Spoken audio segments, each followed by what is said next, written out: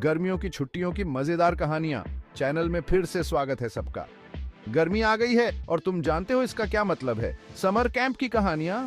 आज हम कुछ बहुत ही मजेदार चीजों के बारे में बात करेंगे। क्या आपका कभी समर कैंप में कोई ऐसा एक्सपीरियंस हुआ है जिसे आप कभी नहीं भूल सकते?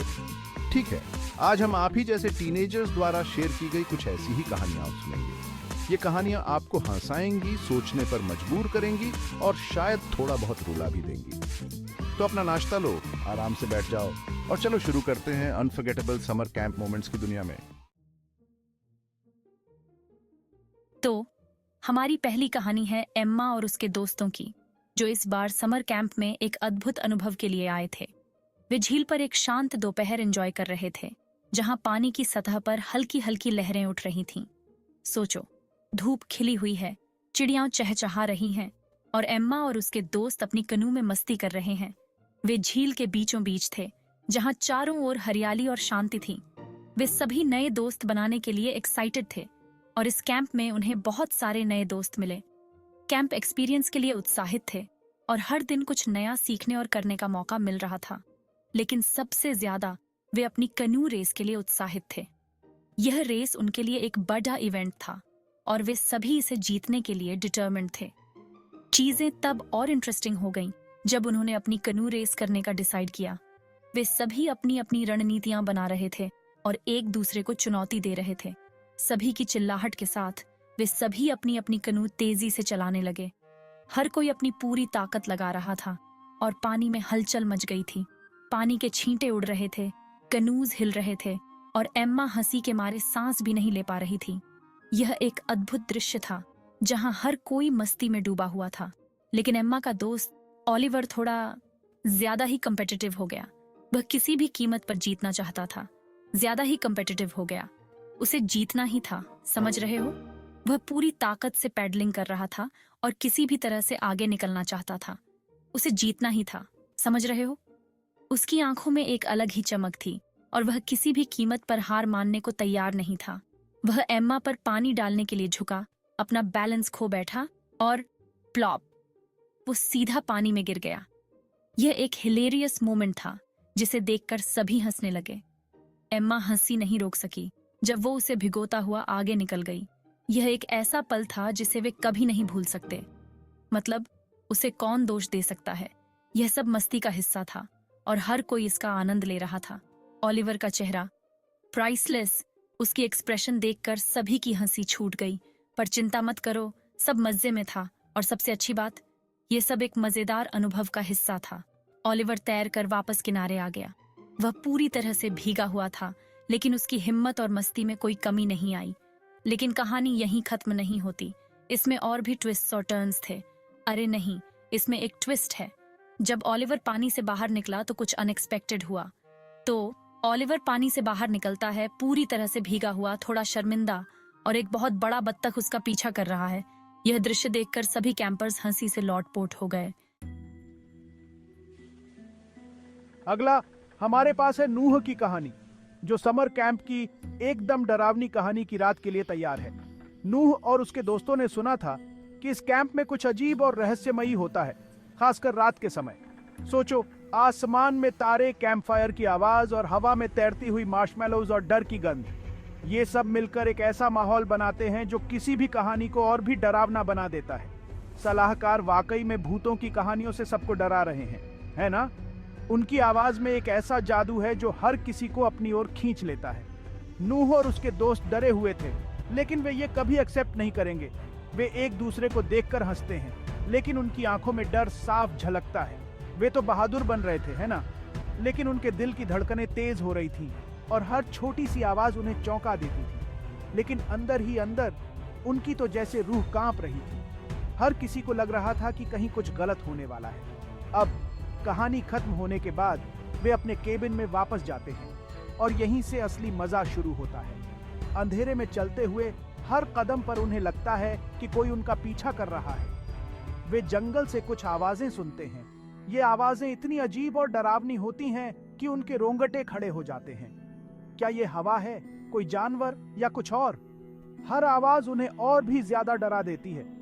या ये कैंप फायर की कहानियों का भूत तो नहीं है जो जिंदा हो गया है? उनकी कल्पना उन्हें और भी ज्यादा डराने लगती है। नूह और उसके दोस्त एक दूसरे को देखते हैं। उनकी आंखें फटी की फटी रह जाती हैं। क्या उन्हें देखना चाहिए या भाग जाना चाहिए? और उन्हें क्या मिलता है? एक रैकून। हाँ, तुमने सही सुना, एक छोटा सा रैकून जो उनके खाने में से कुछ ढूंढ रहा था। ये बस एक शरारती सा रैकून था जो उनके खाने में से कुछ ढूंढ रहा था। उसकी हरकतें देखकर सबकी हंसी छूट जाती है। राहत मिली? बिल्कुल, हंसी आई, बहुत ज्यादा। इस घटना ने उन्हें सिखाया कि कभी-कभी डर सिर्फ हमारे दिमाग का खेल होता है। Chapter 3 The Talent Show Fiasco। अब चलो मिलते हैं मिया से, जो हमेशा सबका ध्यान अपनी तरफ खींचने वाली लड़की है। ये लड़की तो परफॉर्म करने के लिए ही बनी है, और जाहिर है हर कैंप में एक टैलेंट शो होता है ना? ये तो समर कैंप की परंपरा है। मिया अपना डांस रूटीन कर रही है, जिसे वो हफ्तों से प्रैक्टिस कर रही है। वो कॉन्फिडेंट है, वो तैयार है। उसने अपने सीक्वेंस वाला आउटफिट भी पहना है। लेकिन जैसे ही मिया अपना दिल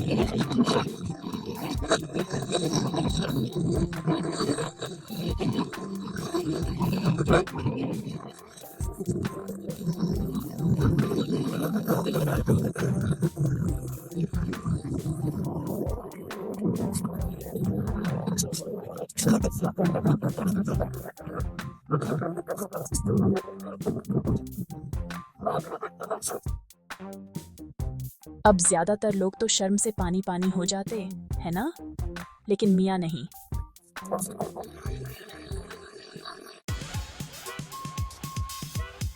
चैप्टर 4 कुकिंग कैटास्ट्रोफे। अब मिलिए एथन से, जो हमेशा अपने दिल में एडवेंचर की आग लिए एक बड़ा शेफ बनना चाहता है।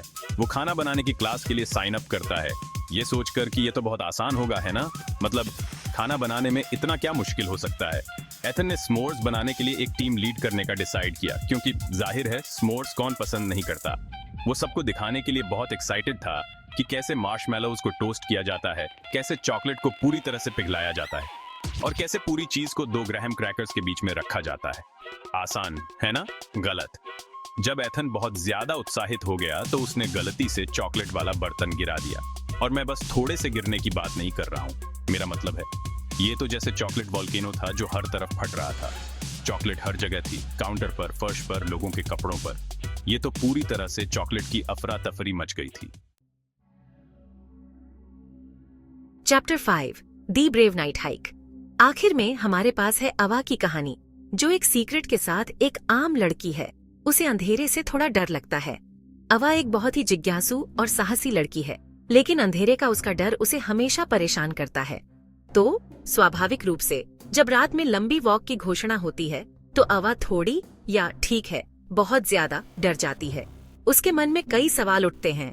क्या वो इस डर को पार कर पाएगी? क्या वो अपने दोस्तों के साथ इस रोमांचक यात्रा का हिस्सा बन पाएगी? लेकिन अवा अपनी दोस्तों को निराश नहीं करेगी, है ना? उसके दोस्त उसे हिम्मत देते हैं, उसे समझाते हैं कि ये एक अद्भुत अनुभव होगा। उसके दोस्त उसे मना रहे हैं, उसे बता रहे हैं कि ये कितना मजेदार होगा।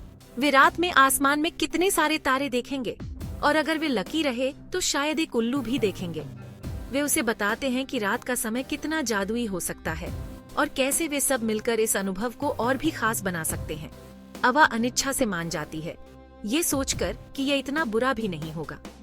वो अपने डर को पीछे छोड़ने का फैसला करती है और अपने दोस्तों के साथ इस यात्रा पर निकल पड़ती है। वे अपनी वॉक शुरू करते हैं और पहले तो सब कुछ ठीक है। बच्चे हंसते हैं, बातें करते हैं और एक दूसरे का साथ देते हैं। हवा पेड़ों से टकरा रही है, झिंगुर चहचहा रहे हैं और अवा वाकई में एंजॉय कर रही है। उसे महसूस होता है कि रात का समय कितना शांत और सुंदर हो सकता है। लेकिन जैसे ही वे जंगल में और अंदर जाते हैं, अचानक से उन्हें एक आवाज सुनाई देती है। ये आवाज उनके कदमों को रोक देती है और सबकी नजरें एक दूसरे पर टिक जाती हैं। ये एक गुर्राहट है, एक गहरी खतरनाक आवाज, और ये अवा के दिल की धड़कन तेज कर देती है। उसके मन में डर और उत्सुकता का मिश्रण होता है। वो जम जाती है, उसका खून सूख जाता है। उसे लगता है कि वो हिल भी नहीं सकती। वो जानती है कि ये कोई जानवर है, एक बड़ा जानवर, और ये बिल्कुल भी रैकून नहीं है। उसके मन में कई ख्याल आते हैं, क्या ये कोई भालू है या शायद कोई और खतरनाक जानवर। उसके दोस्त भी थोड़े डरे हुए हैं, लेकिन अवा एक पागलपन भरे पल में बहादुर बनने का फैसला करती है। वो सोचती है कि अगर वो इस डर का सामना नहीं करेगी तो वो कभी भी अपने डर को नहीं हरा पाएगी। वो अपनी टॉर्च जलाने का फैसला करती है, ये सोचकर कि ये जो भी है उसे डर जाएगा। उसकी टॉर्च की रोशनी अंधेरे को चीरती है और सबकी नजरें उस दिशा में टिक जाती हैं। वो गहरी सांस लेती है, अपनी टॉर्च चालू करती है और ये एक खरगोश है। हाँ, एक खरगोश। सब हंस पड़ते हैं और अवा को महसूस होता है कि उसका डर कितना बेवजह था। इस अनुभव ने उसे सिखाया कि डर को पार करना कितना महत्वपूर्ण है और कैसे दोस्तों का साथ हर मुश्किल को आसान बना सकता है। आउत्रो अलविदा और अपनी कहानियां साझा करें। तो ये रही आपकी 5 मजेदार समर कैंप की कहानियां जो आपको हंसाती हैं, रुलाती हैं और शायद आपको अपने अगले एडवेंचर के लिए तैयार करती हैं। याद रखें, ये कहानियां बस एक झलक हैं उन सब मजेदार चीजों की जो समर कैंप में हो सकती हैं।